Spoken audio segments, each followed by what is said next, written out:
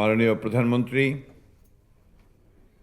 অত্যন্ত প্রিয় মাননীয় ক্রীড়ামন্ত্রী, মন্ত্রী পরিষদের সদস্যবৃন্দ, আমাদের সম্মানিত কর্মকর্তাবৃন্দ এবং সুধীবৃন্দ এবং সবচেয়ে প্রিয় আমাদের ছেলেমেয়েরা যারা আজকে এখানে সম্মাননীয় উপস্থিত হয়েছে।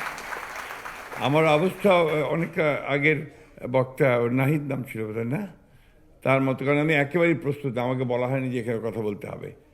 তবুও যেহেতু আমরা মাঠেই বক্তৃতা করি সবসময়, তো সেই জন্য কিছু কথা বলতে আমি চাই যে আসলে এটা একটা অনন্য একটি অনুষ্ঠান। 200-র বেশি সার্ভিস ও ফিচারে লেনদেনের সব বিকাশ অ্যাপে সম্ভব।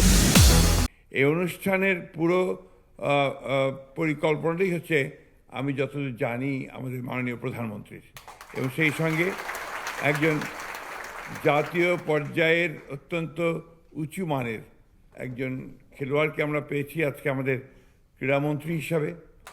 আমি অত্যন্ত আশাবাদী। আমি এখনও মাঠে খেলা দেখতে যাই যখনই সুযোগ পাই। এটা যেহেতু আমি নিজেও মাঠে অনেক সময় বিচরণ করেছি, যারা মাঠে যান তারা বোঝেন যে মাঠ কত প্রিয় হতে পারে। আমাদের অনেক সম্ভাবনা আছে, আমাদের এই ছেলে মেয়েদের মধ্যে প্রচুর সম্ভাবনা আছে। আমরা যদি তাদেরকে ঠিকমতো করে পালন করতে পারি তাহলে আমরা আরও অনেক সম্মাননা আনতে পারবো।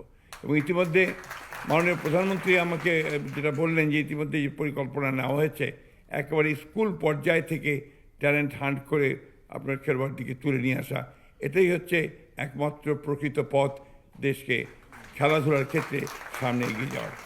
আমি বক্তব্য বাড়াতে চাই না, শুধু আবারও ধন্যবাদ জানাতে চাই, কৃতজ্ঞতা জানাতে চাই মাননীয় প্রধানমন্ত্রীকে, যিনি তার নির্দেশনা দিয়ে এবং আমাদের অত্যন্ত যোগ্য ক্রীড়ামন্ত্রীকে, যে তার নির্দেশনায়, তার পরিচালনায় আজকে এই অনুষ্ঠানটির আয়োজন হয়েছে। আমি বিশ্বাস করি আগামী দিনগুলোতে আমরা ক্রীড়াক্ষেত্রে সাফল্যের পরে সাফল্য অর্জন করতে থাকবো।